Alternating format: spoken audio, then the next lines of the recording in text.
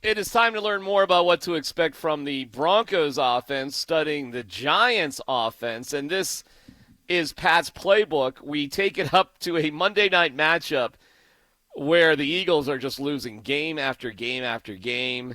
I mean, it is miserable. The season's over. Daniel Jones is hurt. Eli Manning is back in the mix. It's Monday night, and they're taking on the Eagles. A little bit of pressure. They pick it up. Quick strike. And then keeping his balance is Slayton, and he takes it in. How's that feel, Eli Manning? Manning's going to take another shot downfield, and he's got something working with Darius Slayton, doesn't he? See what Eli comes up with here. Downfield, wide open. He's got him again. Manning to Slayton. Score it. My, oh my, what a rebirth we have tonight with Eli Manning. Well, Chad, what did you see in this particular contest? I saw a team that got out early and then did not know how to hold on. You're up 17-3, and you keep passing the ball. If they would have just gotten one or two more first downs during the course of this ball game, they probably would have won, and it wouldn't have went into OT. The clock management and the thought of shorting the game just seemed to be lost. I know they had a banged-up offensive line. I know the Eagles were stacking the box, trying to make it difficult to run. So it was not the easiest thing to do to shorten the game, but you've got a 14-point lead against a team that has not been winning. Just shorten the game and get the heck out of it. Don't keep giving them opportunities by going 3 and out on offense and not taking any time off the clock. It was amazing to watch. Amazing in the bad way, not amazing in the good way. No, it's like you got this team on the run. It's 17-3 at halftime, and those Eagles fans are booing their Eagles, whatever they say with the Eagles. You know, they're champions. Your Super Bowl booing lustily.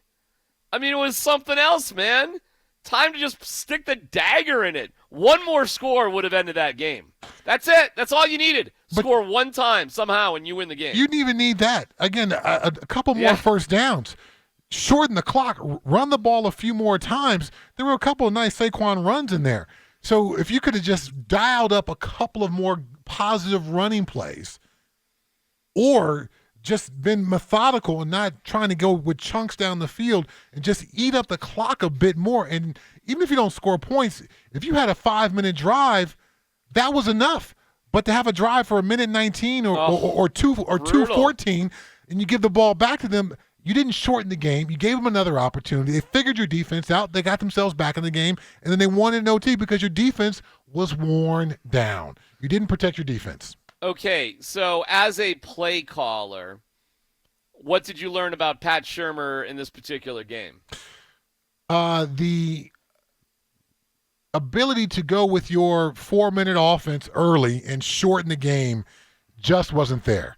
You did have Eli Manning, so it wasn't, a young quarterback excuse, well, we can't operate the full playbook, we don't know what we're going to do.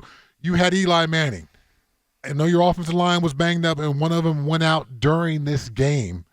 But at the same time, you've got to find a way to shorten. Can't get away from the run as easily as he did. You can't have negative run on first down and throw it on second and third and then give the ball back and not take any time off the clock.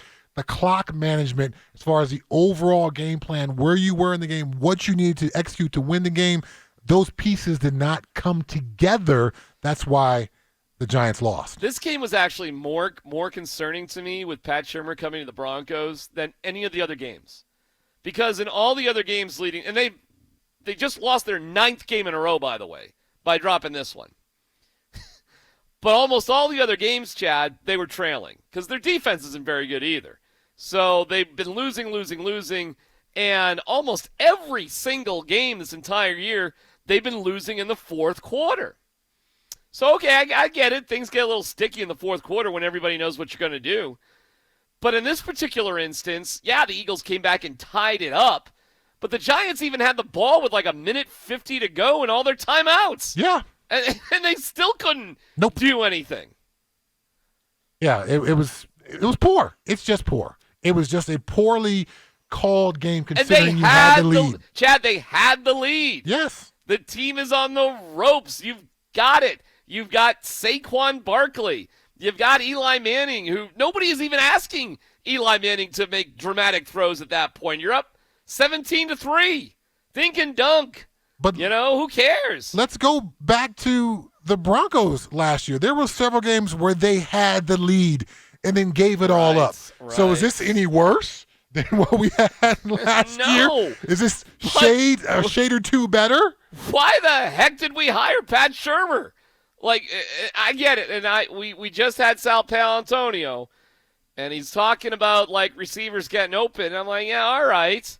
But Daniel Jones didn't play in this game. It was Eli Manning, who is a lot closer in age and everything to Tom Brady in terms of experience. I trust Eli. I guess I trust Eli Manning's savvy in terms of being a starter. He's played a ton of football, Chad.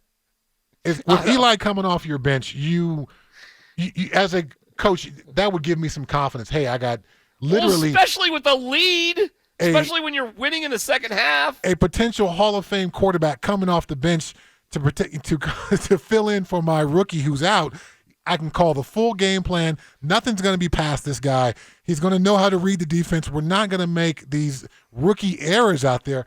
I just need to give this guy some good plays out there, and we can find a way to win. And, after that early lead, they didn't call what I would think of was a game plan built to win this particular game. So Eli's got the ball with 1:50 to go. It's funny because, hey, man, I didn't watch the Giants last year, Chad. Why would we? Especially at this point. It's in the NFC. Broncos aren't playing them. Their season's over. I just don't care.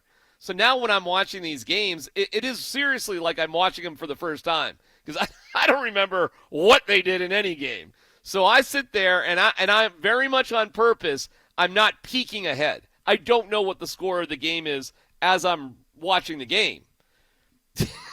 So it's actually kind of entertaining. I'm not going to lie. I've really enjoyed doing this. Which version do you watch? The coach's tape? Which one do you watch? No, I'm just watching the regular TV broadcast. Coach's tape. Come on, dude. Come on. No, the reason why I like watching the regular TV broadcast is because the play-by-play guys talk to the coaches.